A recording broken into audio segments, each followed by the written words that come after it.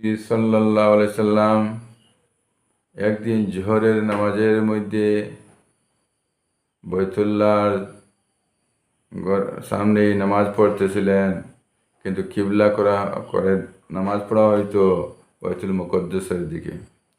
তখন আল্লাহ রাসূল সাল্লাল্লাহু আলাইহি ওয়াসাল্লাম হঠাৎ তার দিলের মধ্যে আসলো বাইতুল মুকদ্দাস না হয়ে যেহেতু বাইতুল্লাহ কাবা শরীফের দিকে যদি দিক করে যদি নামাজ পড়া হইতো ভালো হইতো। এইটা দিলের মধ্যে ছিল, জবানে বলেননি, শুধু দিলে এসেছিল। এসে উনি উপরে দিয়ে চেয়েছিলেন। তখন আল্লাহ সঙ্গে সঙ্গে জিবরাইল আলাইহিস সালামকে পাঠিয়ে দিলেন। পাঠিয়ে দিয়ে বললেন, আজ থেকে আমার নবী সাল্লাল্লাহু আলাইহি সাল্লামকে বলো যেন এই কাবাই দিক হয়ে গেল, এই বাইতুল মুকদ্দাস আর লাগবে না। বাইতুল্লাহ কাবা ঘর এর দিকে নামাজ পড়তে পারবেন। তখন রাসূল সাল্লাল্লাহু আলাইহি ওয়াসাল্লাম 2 রাকাত জোহরের 2 রাকাত নামাজ পড়েছিলেন বাইতুল মুকদ্দাসের দিকে। তারপরে চেহারা ঘুরিয়ে নিলেন বাইতুল মুকদ্দাস থেকে বাইতুল্লাহ অর্থাৎ কাবার ঘরের দিকে। সেখানে আর 2 রাকাত, বাকি 2 রাকাত ওদিকে চেহারা ঘুরিয়ে নামাজ আদায় করলেন। এত তাড়াতাড়ি আল্লাহ রাসূল সাল্লাল্লাহু আলাইহি ওয়াসাল্লামের দোয়া আল্লাহ গ্রহণ করতেন, কবুল করতেন। আল্লাহর পিয়ারা বান্দা আল্লাহর হাবিব সাল্লাল্লাহু আলাইহি ওয়াসাল্লাম তার দিলে যেটা আইতো সেটাও আল্লাহ কবুল করে নিতেন। সেই রাসূল সাল্লাল্লাহু আলাইহি ওয়াসাল্লামের উম্মত আমরা যদি রাসূল সাল্লাল্লাহু আলাইহি ওয়াসাল্লামের ইত্তেবা করে চলি, আমাদেরকেও আল্লাহ খুশ হয়ে আমাদের কথা কবুল করবেন। এই জন্য আল্লাহ হাবিব সাল্লাল্লাহু আলাইহি ওয়াসাল্লামের ইত্তেবা জিন্দেগি বসর করি।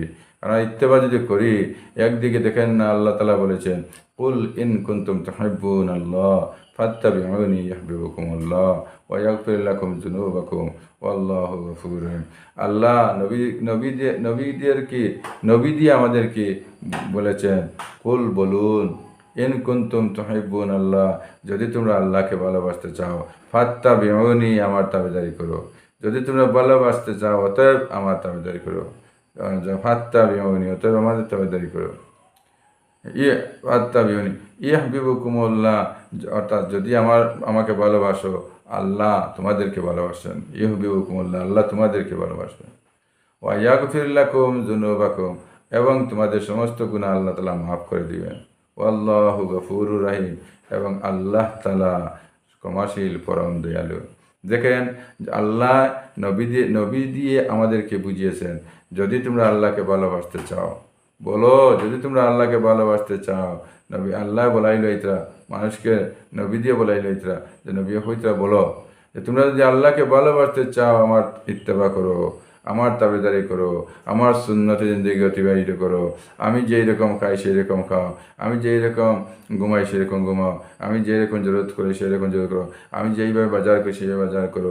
অর্থাৎ দৈনন্দিন জীবনে, দৈনন্দিন জিন্দেগির মধ্যে যা জরুরত, যা কিছু লাগে, যা কিছু করা হয়, প্রত্যেকটা যেন আমার ইত্তেবা মতো করো, আমার অনুসরণ করো, আমি যেইভাবে করি সেইভাবে করো।